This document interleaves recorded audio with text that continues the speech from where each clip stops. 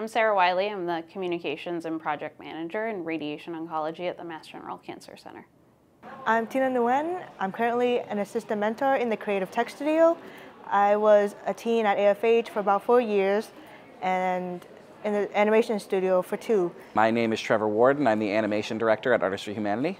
Artists for Humanity was hired to create an animated patient education video for radiation therapy as part of Mass General Brigham's United Against Racism Specialty Care Project, which encouraged departments across the system to collaborate on an equity effort. So the departments of radiation oncology at both Mass General and Brigham and Women's got together and identified patient education as an area which we could improve. So we were approached by Mass General Brigham to do an animation explaining the deep inspiration breath hold technique, which is a technique for patients undergoing CT scans for breast cancer radiation therapy. From the moment a patient receives a cancer diagnosis, they're inundated with information. So having a video to explain important radiation therapy instructions is much more accessible, it's less overwhelming, and a little bit easier for patients to digest. So our final video provided not only an explanation on why the deep inspiration breath hold technique is important,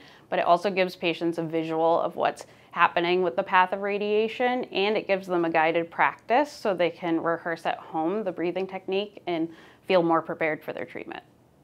In this case, we were provided with a script because it's a very technical type of project.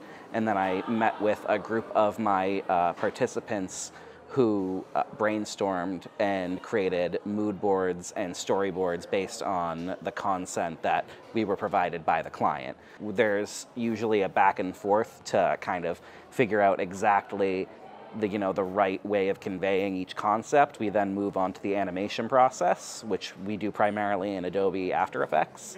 And from there we add audio, music, voiceover, that kind of stuff at the very end, and then we package it up and send it to the client.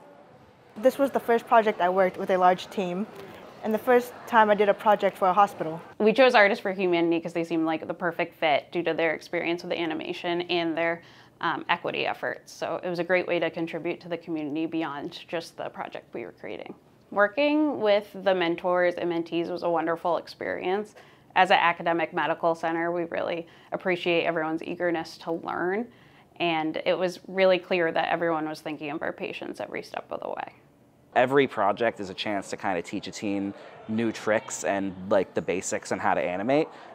So this was actually, for the teens working involved, like a great opportunity to learn how to do motion tweening and vector animation, which is a huge portion of the type of work we do.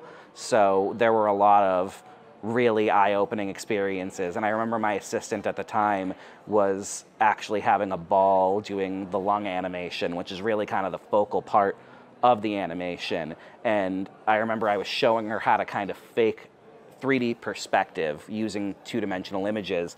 And when I showed her like how to manipulate the shadow, she was like, oh! And I think that was like a really satisfying moment because faking 3D is a huge aspect of animating in two dimensions. This animation stood out to me because it's moving away from traditional animation, like frame by frame and having to draw them over and over again.